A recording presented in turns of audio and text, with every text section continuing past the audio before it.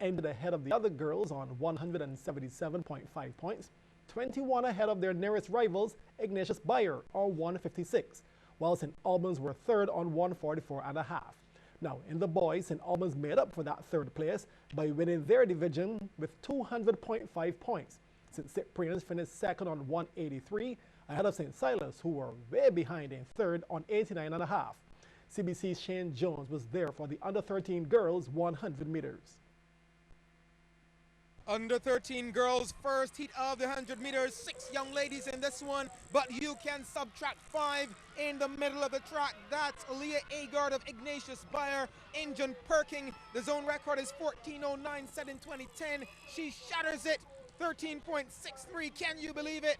Kiana Russell of St. Silas second, and Good Shepherd's Shireen Alexander third. Second heat now. This is, oh my goodness. You can't be crossing lanes like that. Oh dear. Clean up on aisle 4. Anyway, check out the athlete in orange closest to your screen. That's Jalea Gibbons of St. John's Primary, finishing ahead of Sela's Lotisha Carmichael and Shadia Grazette of Welch's. Heat number 3 away cleanly. No mishaps this time. Full field for this one. Look who's pulling away. Lightning Liana Leacock leading the pack. She controls it and wins comfortably. Tania Carter of St. John's second, and Rihanna Chase putting in that work for St. Lawrence. Okay, the final heat of the under-13 girls blazing. Here they come. Kennedy Jackman in the pink headband displaying the Sela colors. Call her President Kennedy. She's in full control of this one. Wins ahead of Brianne Boyce of St. Joseph and St. Winifred's Charlotte Howard. Fun for the girls in the Andrea Blackett zone. Shane Jones, CBC Sports.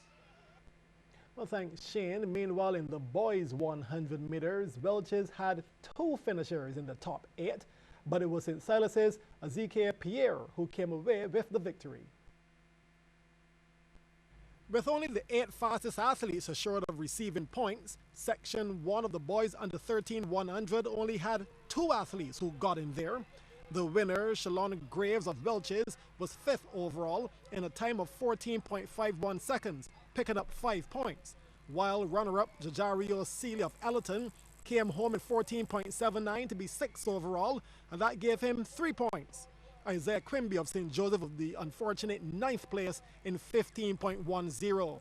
Section 2 was the slowest heat of the 4, with none of the sprinters breaking into the top 8. Devontae Perch of St. Luke's won in 15.83, followed by Deshaun Small of St. John's 16.17 and Jaden Bruce of Ellerton 16.35. But Section 3 had the overall winner, Ezekiel Pierre of St. Silas. He clocked 14.35 to be the fastest boy in the Andrea Blackett zone. He gained 8 points. Second in that heat was 8th overall, Kevon Harewood of Welch's 14.91, and he received 1 point. Azari Williams of St. Albans was outside the points, clocking 15.81 to be 3rd in that race. Section 4 was the most competitive. This heat accounted for 2nd, 3rd, 5th, and 7th overall. First past the line was Jai Liam Carter of St. Winifred's in 14.49. He got 8 points. Second and 3rd overall was Shaquan Allen of St. Albans, 14.51, picking up 6 points. Next, gaining 4 points was Mikhail Griffith of Ignatius Bayer, 14.73. Then with 2 points was Mackay Bartlett of St. Cyprian's in 14.82 seconds. And tomorrow there'll be the Anton Norris zone. Switching now to basketball, Station Hill Cavaliers are still perfect for 2016 as the co-operators General Insurance BABA season continued at the Wildy Gym. After playing unbeaten to win the knockout title last weekend, Cavaliers won their 2nd Premier League fixture last night against Burger King Clapham Bulls 59-55, despite being down 31-22 at halftime. For the Cavs, Jason Smith top scored with a game-high 15 points, including 3 three-pointers. Jemai Potcrane had 14 points, Joel Hunt 12 points and 13 rebounds, while his brother Darren had 12 points and 12 boards. For the Bulls, Raheem Gibbons had 14 points, while both Cody Leacock and Daniel Lovell each scored 10. The Bulls are still winless for the new season.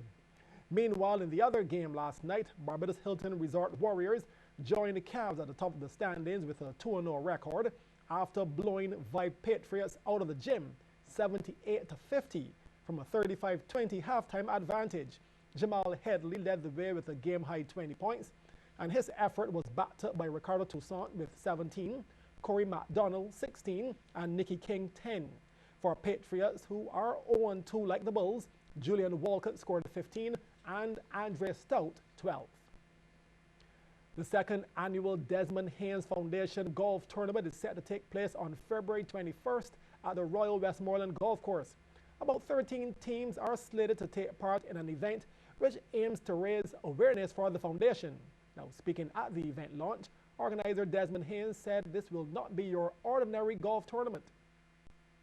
The competition is a 4-ball scramble, whereas that the teams would, I think it would be 4 drives per player, and then everybody would be playing from where the ball is. So for guys who don't understand golf, it is a 4-ball scramble where you get 4 chances at it, and it's a lot of fun. Last year was a real big success. Everybody who played in the tournament had a lovely time. They really enjoyed it, and they were really looking forward to it. There's still some guys now who, when they see me, they just show me the watches that they've won, the iPad that they've won, and they said, you know, that it is probably the best tournament that they've played in when it comes to prizes.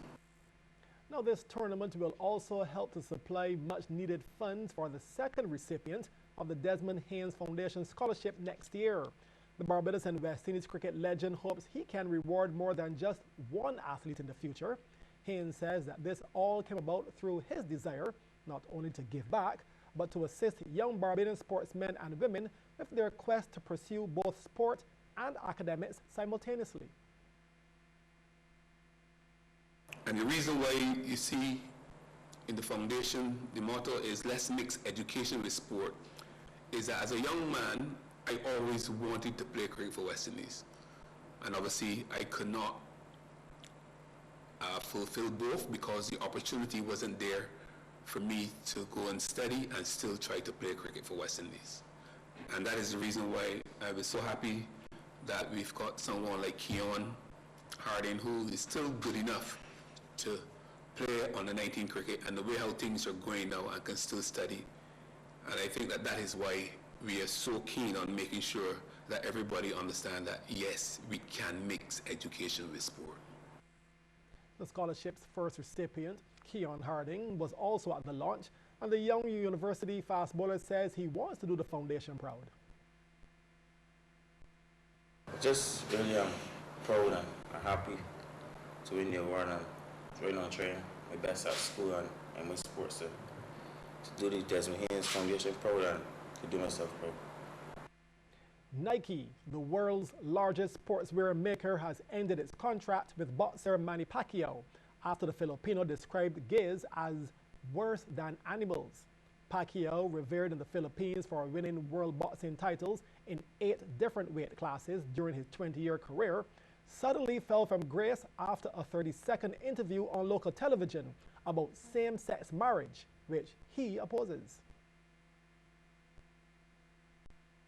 We were wondering what the fallout might be to this incident, and now we know. In the last half an hour, Nike have released a statement. They've said, "We find Manny Pacquiao's comments to be abhorrent. Nike strongly opposes discrimination of any kind and has a long history of supporting and standing up for the rights of the LGBT community." Of course, this is in response, as you mentioned, to those comments he made on Monday where he called gay people worse than animals, comments that understandably caused outrage. But he apologized immediately after this on Wednesday. Interestingly, he tweeted a picture of himself wearing a Nike top and saying he was sorry for causing offense.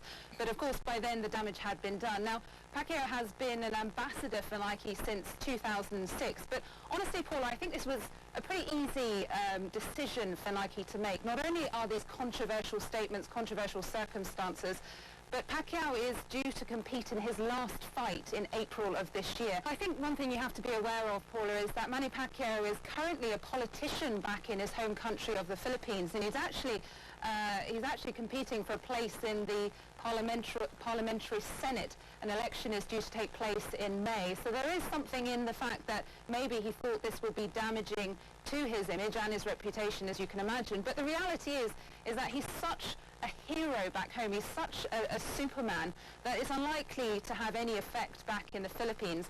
However, on a global scale, this certainly will have damaged his reputation. Up to now, he's been seen as one of the greatest boxers to ever walk on the face of the planet, even though he lost to Floyd Mayweather last year, of course. So it certainly will have taken a hit, and it'll be interesting to see if other sponsors follow suit and do as Nike have done and terminate their contracts too. Well, I'll have more sports for you at 8:30 tonight during CBC Sports, but Lisa will have Business Report next.